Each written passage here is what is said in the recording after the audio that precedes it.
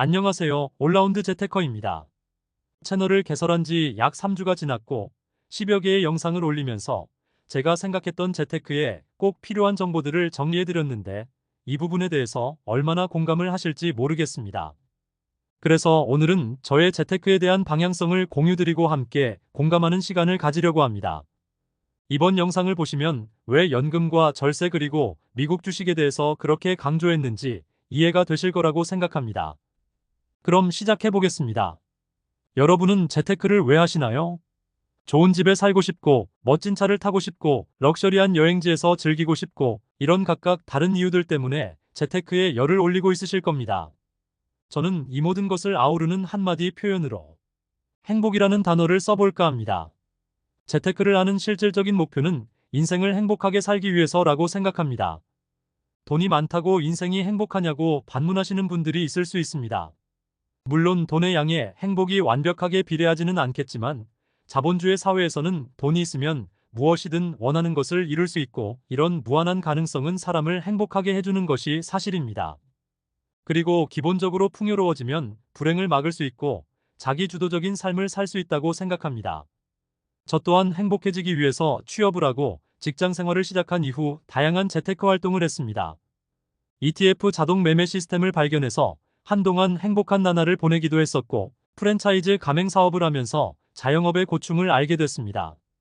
또 한때는 부동산 갭 투자에 미쳐서 호갱노노를 놓지 않고 살았던 적도 있었고 비트코인 열풍이 불 땐 비트코인에 미국 주식 열풍일 때는 미국 주식에 열광하며 밤잠을 설치고 있습니다. 그런데 ETF 자동 매매 시스템도 과욕을 부리다 크게 물린 적이 있었고 프랜차이즈 가맹 사업도 초반에는 잘 됐지만 임대인이나 주변 경쟁업체의 환경 변화로 결국에는 실패로 끝났습니다.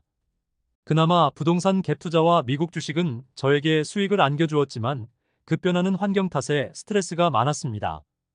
이런 많은 경험들을 해보면서 깨달은 점은 경제적 자유를 달성하는 데 있어서 쉽고 빠른 길은 없다는 것입니다. 무언가 한 자산이 잘 될 때 그 자산에 올인해서 한 번에 경제적 자유를 이루고 싶었던 욕심들이 결국에는 환경이 변할 때 유연한 대응이 어렵게 만들었습니다. 이런 과오들을 반면교사 삼아 앞으로 어떤 식으로 자산을 형성해 갈지에 대해서 한번 이야기 드려보겠습니다. 먼저 무엇을 할 것인가를 보기 전에 앞으로 절대로 하면 안 되는 재테크를 말씀드리겠습니다. 첫 번째는 비주거형 부동산 투자입니다. 비주거형 부동산은 상가, 지식산업센터, 오피스와 같이 주거형으로 사용할 수 없는 부동산을 통칭합니다. 이런 투자를 반대하는 이유는 해당 물건을 임차할 자영업자들의 몰락 때문입니다. 최근 인건비 상승과 인플레이션으로 자영업자들의 마진율이 점점 낮아지고 있어 폐업률이 급증하고 있습니다. 또 온라인 상권이 갈수록 활성화되어 일부 핵심 상권지 이외에는 제대로 임차가 이루어지지 않고 있습니다. 핵심 상권 우량 물건을 살 수 있는 정도의 자금이 된다면 말리지 않겠지만 그런 분들은 이미 경제적 자유를 이루신 분들일 것이니 논외로 하겠습니다. 하면 안 되는 재테크 두 번째는 무리한 다주택 투자입니다. 곧 22대 총선을 앞두고 있습니다. 요즘 정치 뉴스를 보면 여야 할 것 없이 복지와 개발 공약을 쏟아냅니다. 정치인들은 표를 받기 위해 끝없이 돈을 쓰려고 하고 그렇기 때문에 세금의 증가는 필연적입니다. 그래서 다주택자에 부과되는 종합부동산세 및 양도세 중과 등의 제도는 장기적으로 봤을 때 더욱 강화될 것으로 생각됩니다. 그렇다면 다주택 투자는 투자금 대비 실제 수익률이 높지 않은 게 현실입니다. 또 지금은 한 번의 급등기를 겪고 조정기를 거쳤고 한동안 횡보를 하면서 기간 조정을 해야 하는 시기라고 생각하기 때문에 전세가율이 70% 이상으로 올라가고 다시 공급 부족 시그널이 보이지 않는 한 무리한 다주택 투자는 금물인 시기라고 생각합니다. 세 번째로 하면 안 되는 재테크는 바로 자영업입니다. 최근 자영업자들의 폐업이 증가세를 보이고 있습니다. 그 이유는 최저임금이 급격하게 올라가면서 아르바이트를 사용하는 것조차 부담스러워진 상황에 인플레이션까지 겹쳐 재료비 등에 대한 부담도 커져 충분한 마진을 남기기가 어려워졌기 때문입니다.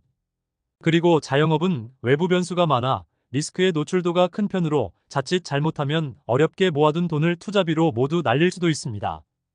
마지막 네 번째 하면 안 되는 재테크는 타인에게 의존하는 투자입니다. 요즘 기승을 부리는 주식 리딩방에서 들은 종목이나 지인 추천주를 무작정 투자하는 것은 스스로 불길 속으로 뛰어드는 것과 같은 어리석은 행동입니다. 투자 판단은 항상 본인이 모든 것을 검토해보고 실행해야 하는 것이고, 그래야 소중한 내 자산을 지켜낼 수 있습니다. 이번에는 우리 채널의 단골 주제로 나오게 될 꼭 해야 하는 재테크에 대해서 이야기해보겠습니다. 첫째는 적립식 절세 투자입니다. ISA, 연금저축, IRP에 대해서는 어떤 혜택과 어떤 순서로 얼마씩 투자하는 것이 좋은지 이미 정리해드렸습니다. 이런 직접적인 절세 혜택 외에도 적립식으로 투자를 하면 좋은 점은 주가가 등락할 때 멘탈을 관리하기 좋다는 점입니다. 목표가 장기이고 어차피 매달 추가로 매수를 할 수 있다면 단기적인 하락은 오히려 매수 기회가 되기 때문입니다. 두 번째로 꼭 해야 하는 투자는 미국 주식 레버리지 장기 투자입니다. 지난 영상에서 말씀드렸던 TQQQ와 속스를 강력하게 추천합니다. TQQQ는 미국 나스닥 100 지수를 추종하는 3배 레버리지이고, 속스는 필라델피아 반도체 지수를 추종하는 3배 레버리지 상품입니다. 이 두 지수 모두 4차 산업혁명과 AI 붐에 관련된 핵심 기업들로 구성되어 있고, 이들은 끝없이 발전하면서 새로운 생태계를 형성해 나갑니다. 그런 기업들에 장기적으로 레버리지로 투자한다는 것은 나의 자산을 획기적으로 늘릴 수 있는 기회가 됩니다. 다만 이 경우에도 일시에 한꺼번에 사기보다는 적립식 분할 매수로 접근하는 것이 훨씬 더 유리합니다. 마지막으로 꼭 해야 하는 재테크는 실거주용 주택을 매수하고 여력이 될 때마다 일시적 1가구 2주택 비과세 혜택을 활용하면서 상급지로 아파트를 옮겨가는 것입니다. 상급지 아파트를 가야 하는 이유는 모두가 선호하는 상품이기 때문에 상승 시에는 상승폭이 더 크고 하락 시기에는 가격 방어에 용이하기 때문입니다. 그리고 침체기에도 그나마 거래가 이루어지는 것은 상급지 우량 아파트들이기 때문입니다. 지금까지 꼭 피했으면 하는 재테크와 꼭 했으면 하는 재테크에 대해서 설명드렸습니다. 오늘 영상을 보시고 나서 그래서 지금까지 그런 영상들을 올렸었구나 라고 생각이 드신다면 저의 재테크 방향에 공감이 되신 거라고 생각하면 됩니다. 앞으로 절세 계좌와 연금 투자, 미국 주식 레버리지 장기 투자, 그리고 부동산 관련 핵심 내용들 올려드릴 테니 열심히 공부하고 스노우볼 굴려서 느리지만 완벽한 경제적 자유인이 되도록 함께 노력해 봅시다. 그럼 다음 영상에서 새로운 내용으로 찾아뵙겠습니다. 감사합니다. 지금 구독, 좋아요, 알림 설정 눌러주시면 부자 됩니다.